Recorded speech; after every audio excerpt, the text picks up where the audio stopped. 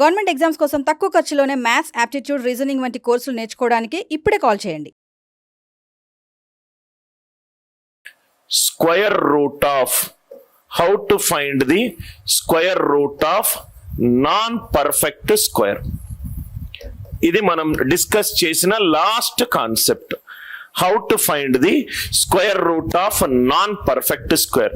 2 methods ఉన్నాయని చెప్పాను. Method 1 వరకు ఎక్స్ప్లెయిన్ చేశాను. మెథడ్ 1 ఏంటి? సపోజ్ గా ఫర్ ఎగ్జాంపుల్ మన దగ్గర రూట్ 77 ఉంది. రూట్ 77 ఉంది. ఈ నంబర్ పర్ఫెక్ట్ స్క్వేరా? కాదు. ఎందుకు? ఇది 7 తోటి ఎండ్ అవుతుంది. పర్ఫెక్ట్ స్క్వేర్ ఎప్పుడు కూడా 2, 3, 7 or 8 తోటి ఎండ్ అవ్వకూడదు. దీనికి అప్రాక్సిమేట్ వాల్యూ కనుక్కోవడం. ఎప్పుడూ కూడా non perfect square, non perfect cube ఇవన్నీ కూడా మనకు ఎగ్జాక్ట్ వాల్యూని ఇవ్వదు, అప్రాక్సిమేట్ వాల్యూని ఇస్తుంది.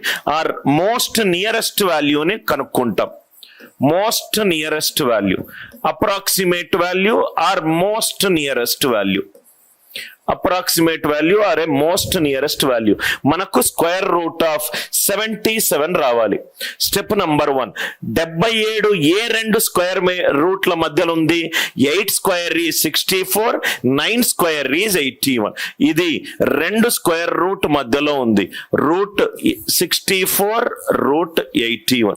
77 ఎప్పుడు 64 కంటే ఎక్కువ, కాబట్టి ఆన్సర్ ఎప్పుడు 8 కంటే ఎక్కువ ఉంటుంది.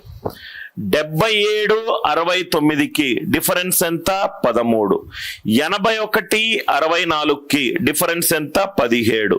సో మిక్స్డ్ ఫ్రాక్షన్ లో కన్వర్ట్ చేస్తే 813/17. ఇది అప్రాక్సిమేట్ సింబల్. ఈ కాన్సెప్ట్ ప్రపోజ్ చేసింది ట్రాక్టన్బర్గ్. ఈ కాన్సెప్ట్ ని ప్రపోజ్ చేసింది ట్రాక్టన్బర్గ్. మళ్ళీ రిపీట్ చేస్తున్నాను. రూట్ 77 కనుక్కోవాలి. 77 అనేది 64, 81 మధ్యలో ఉంది. 77 64 కంటే ఎక్కువ. 8 ప్లస్ 77 మైనస్ 64 ఎంత? 13. 81 మైనస్ 64 ఎంత? 17. అప్రాక్సిమేట్ ఆన్సర్ ఎంత? 813/17. ఇది ట్రాక్టన్బర్గ్ మెథడ్. ఇది ట్రాక్టన్బర్గ్ method. Method 2. Method 2, very very important method, very very interesting, exciting method. ఇది మనకు ఈ మెథడ్ గనక అర్థమవుతే మనము non perfect cube, non perfect 4th power, 5th power అట్లా ఏదైనా చేయొచ్చు. కాన్సెప్ట్ ఏంటంటే, సపోజ్ గా మనకు ఒక రూట్ 19 ఉందనుకోండి. రూట్ 19 కి దగ్గరగా ఉన్న వాల్యూ ఏంటి? రూట్ 16. సార్ నేను రూట్ 25 వేసుకోలేనా? అది కూడా వేసుకోవచ్చు. క్లోజెస్ట్ ఆన్సర్ ఇస్తుంది. కాబట్టి రూట్ 19 అనేది రూట్ 16 కి జస్ట్ ఎక్కువ. సో 4+. 19 కి 16 కి తేడా ఏంటి? 3. 19 కి 16 కి తేడా ఏంటి? దీన్ని డబల్ చేయండి. 8. సో ఇది ఆన్సర్ ఏమవుతుందంటే 3/8 ఏమవుతుంది? 4.375. సార్ 19, 16 కి తేడా తీసుకున్నాను, దీన్ని డబల్ చేశాను. ఇది ఏంటి? ఇది రూట్ 19 అనేది రూట్ 16 కంటే ఎక్కువ. అంటే 4 సమ్ అప్రాక్సిమేట్ వాల్యూ ఉండాలి. ఇది అప్రాక్సిమేట్ వాల్యూ. ఇది ఎలా వచ్చింది సార్? 19, 16 కి మధ్య తేడా ఎందుకు తీసుకున్నాను? 488 ఎందుకు తీసుకున్నాను? అది మనము నెక్స్ట్ స్లైడ్ లో చూద్దాము. మళ్ళీ ఎక్స్ప్లెయిన్ చేస్తున్నాను. Root 19 nearest perfect non perfect square ఏంటి? రూట్ 16. సో 4 ప్లస్ 19, 16 కి మధ్య ఉన్న తేడా ఏంటి? 3. దీన్ని డబల్ చేయండి. ఎందుకు డబల్ చేస్తున్నాను? ఎందుకు తేడా చూసుకుంటున్నాను?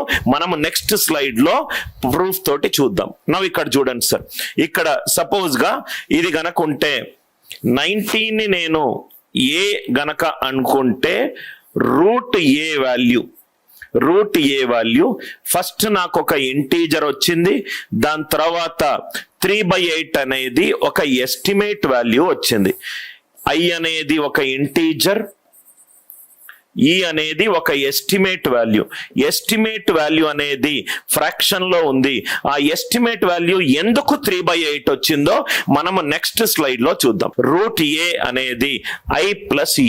ఇక్కడ చాలా జాగ్రత్తగా వినండి సార్. ప్రూఫ్ మనకు రూట్ ఏ కావాలి.